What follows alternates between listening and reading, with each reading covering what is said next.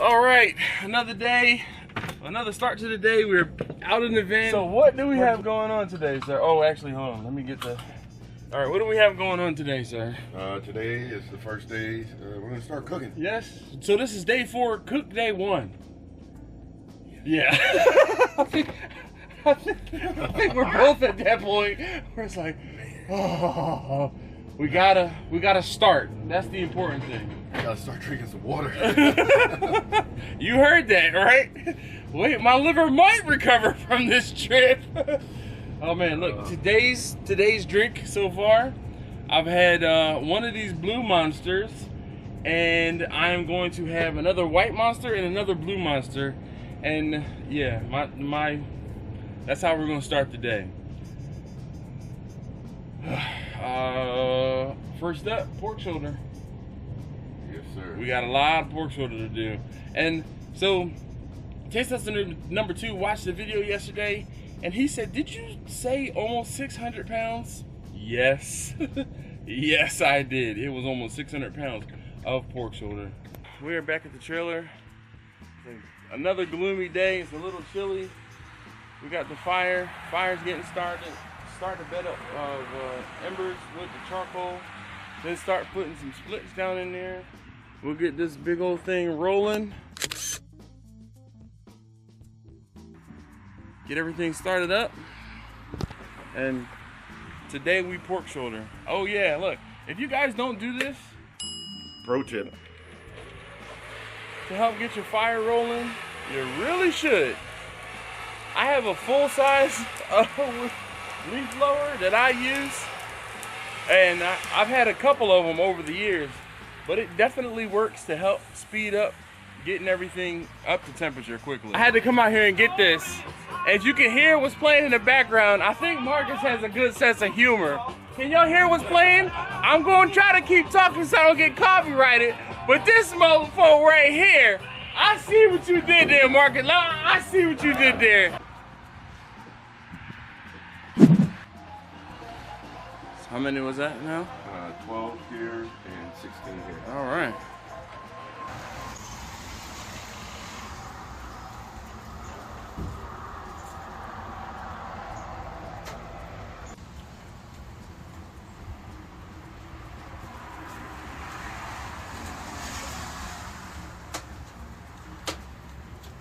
Many minutes later.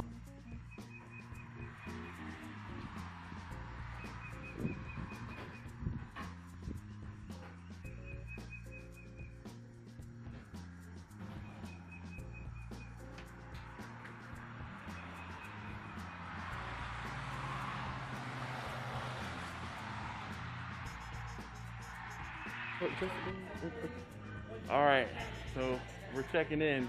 Marcus and I are standing in a Lowe's right now, so you know that it's a big deal when you have to run out and buy a refrigerator during the cook. Wait, ask me how I know. All right, so we about to buy a refrigerator to put on the back of the trailer. 1, to help him out, to give him some additional space. He's outgrown the one that he has, and 2, because we got some additional, like some, you know, more stuff that we gotta hold until we can start cooking tomorrow, because there's too much stuff on the pit currently, right? Absolutely. You can't see our faces, but That's about it. Marcus and I, it's been a few hours since we've talked to you, and I don't think I pulled out the camera at all today. Look, there's more stuff in the van. We've been doing other things, more errands. So we are currently at, what is the word? Hitmaker Brewery? Hitmaker Brewery, Circle Drive, Austin. Okay. And they provide, or they give you beer? Yes. So how did that whole thing come about? Honestly, luck. Okay. A lot of luck. Being in the right place at the right time. All right. So folks right now can come to your place and they provide beer for the people who come in. Correct. And they can, you know, drink for free. They can get a beer, right? 2 beers. 2 beers. Oh, Well, 2 beers. Nobody's paying that much attention. Okay. All right. So, but we came over to Hitmaker because we have some kegs to return, and we're waiting on a keg now. And we were able to get, what is the Kolsch? Hitmaker Kolsch. Kolsch. me and if it's not in front of me to be able to read it, oh, I mess up. Anyway, it's pretty darn good, and you know, you've probably seen a couple of the shots that I took while here. Unfortunately, I couldn't film much inside because there is music playing. But anyway, we'll see y'all later.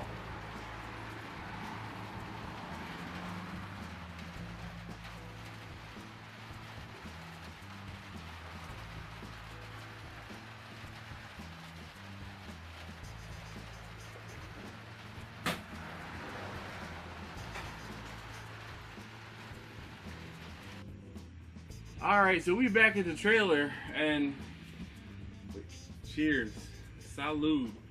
So we've been hanging out now for fucking 4 days. It's funny because Jamie, I ran back to the house and I was like, oh, I had to get some antacid and some other stuff we needed up here. So I was like, oh, I'll get it, you know, nothing else to do. So Jamie talked to Marcus and, hey, you guys sick of each other yet? Hell no. No. I don't think I've laughed this hard. Like, you know when I laugh this hard? Usually on a live stream. Because I'm talking to you guys, and I'm cutting up with you guys, and I'm having an absolute ball. So, I just want to thank, I want to take a moment and thank Marcus and Jamie for hosting me, having me down here. Basically, I'm not going to say grill master or pit master, because you know how I hate that. I'm an arsonist for hire. And you know what I'm learning? How to run an offset pit, because I don't have an offset pit. And this man, like, you know how I talk about observing and then watching and learning and things like that. I'm learning more from him than and he's picking up things from me. So let's move this real quick. You can see we got a shotgun view to the pit in the back, right? The pit's on the back. So Marcus had his thermometer inside the pit room, so he would have to go in there and look in there. And I'm like, I looked at it and I'm like, the cord is long enough. Why don't you stick it on the outside of the thing? And you can hear it's raining, but we were sitting on that little in-between deck there, and he's like, what'd you say? He just laughed because he never thought about doing something like that. It's so simple. But that's what it is. So we've been talking, we're sitting inside, you know, hiding from the rain. Come to Austin, they said. It'll be fun, they said. Oh boy. We're still cooking and getting it done though. That's all that matters. Marcus, if you had to tell, and one of the things that I asked you first thing when I got to the trailer, and I did it off camera, we've been talking a lot off camera, so it doesn't, Marcus does actually talk and have a voice. It's not like I do all the talking the entire time. I mean, I'm hearing some heck of stories, but I asked him, what would you do differently? And he gave me a laundry list of things that he would do differently. And, you know, I'm not going to ask him to tell you guys what he would do differently, only because that's what he would do differently. Yeah. And every situation is going to be different. Just like that video I put out recently asking about people who wanted to know about permits and stuff like that. I can't tell you that because your situation is going to be different, and you kind of have to figure it out. Like I can't tell you that. But what he said this a couple of minutes ago, and this is what prompted me to start the camera. And we just, like I said, we've just been sitting here talking for a while now. Wait. We've been talking for a while now, and he said the best advice I could tell anybody that's getting ready to get into this is be ready. Were you ready? Nope, absolutely not. I thought it was, definitely was not. It's like, what are you gonna put your beans in? Oh, well, we gotta go buy some containers. Yeah? No, you need another knife? Yeah, I need a knife for that. Oh. You need pans? Oh yeah, pans. And before long, you start realizing how much money you're spending on extra on top of what you've already spent. Need some towels? Absolutely. Paper towels, cloth towels. And then how did COVID affect you in your situation here? I know for me, I did a wedding and I had to buy individual bowls to put salad in, individual salad dressings, individual this, individual that, as opposed to being able to put a bottle of barbecue sauce out or I mean, having to buy extra stuff like extra sanitizer or sanitizer and other things like that. So I can only imagine that. Yeah. We had because in my head I was like, oh, we can just put sauce in bottles like you are everybody else. Yeah. Yep. Nope, that was done. You had to put sauce in individual containers, and some people, you know, we We'll pretty much take it. need. Well, we need 2 more sauces. Okay, here you go. 3 more sauces. We need this. We need that.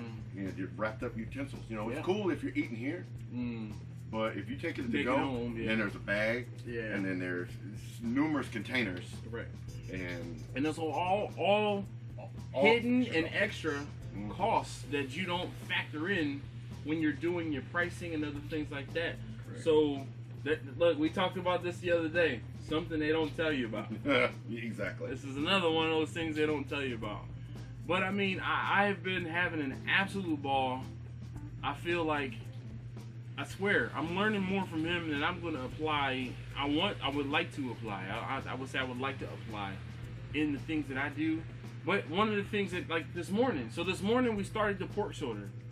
And we got rolling, and I'm out here during the week, and I still had to work.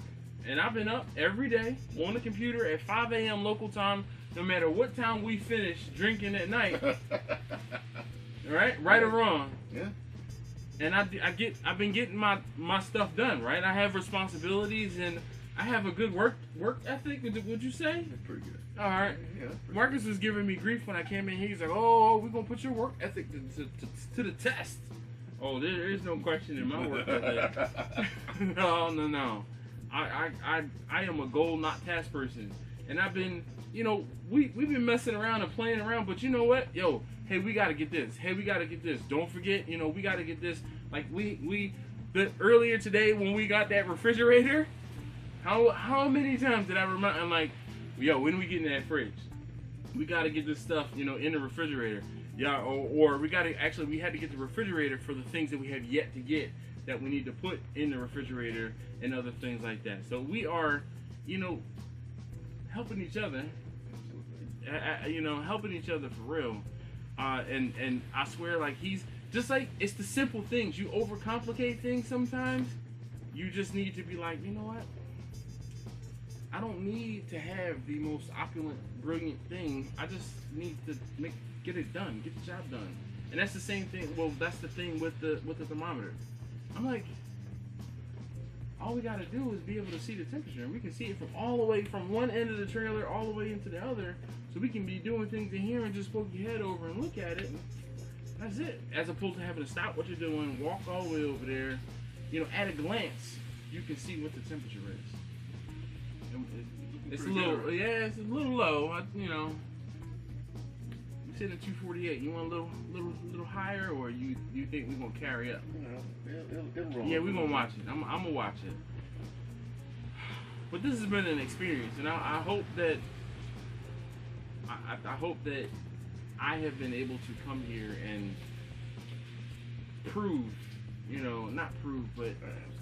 You don't have to prove shit, man. You know what you're doing. You know what you're doing. Come on. So I started talking about this morning while I was working.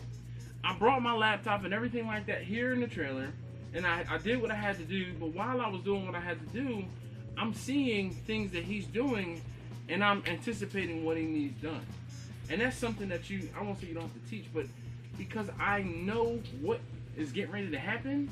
Like when we were pulling the pork shoulders out of the containers to get them ready, to get them seasoned and things like that, I'm like, oh, let me pull the pork shoulder. Your hands are dirty. Let me get the pork shoulder over here on this table so you can cut it right open, get it seasoned. And then there was a point where I had the seasoning and I'm filling up the container for you to use the seasoning, and I started seasoning the meat, and then you started flipping it around.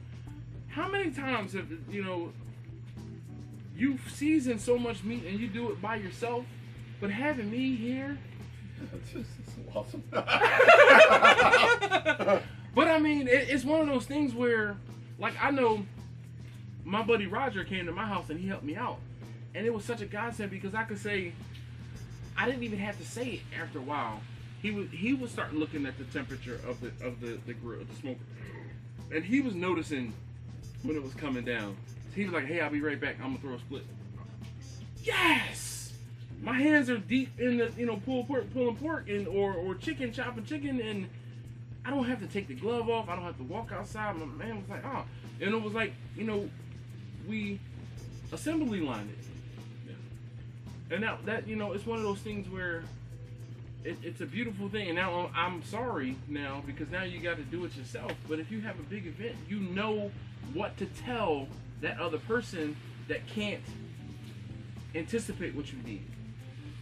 Airline tickets, baby. Here you go. Hey man, I need you on Wednesday.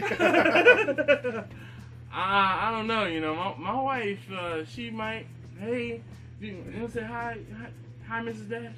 Hi, Miss Dash. All right, because he's safe, he's good, he's good. I haven't, I know I've been saying I've been drinking a lot, but that's more been the joke. But it's really true. I was like, oh man, here we go. But no, we've been having a hell of a time, and I swear, sometimes I want you to, and you guys, stop overcomplicating things. Keep it simple. That right there with the temperature, that's that's like, it's so simple, and it changes the game, and it'll make it much easier for you. I think it will. So, but there's a lot of things. Yeah, it's. Oh, man. All right, I'm gonna leave. You okay over there? Yeah, I'm good. I'm good. What you thinking about? I'm cup 50. Oh, all right. Enough said. More butter, baby.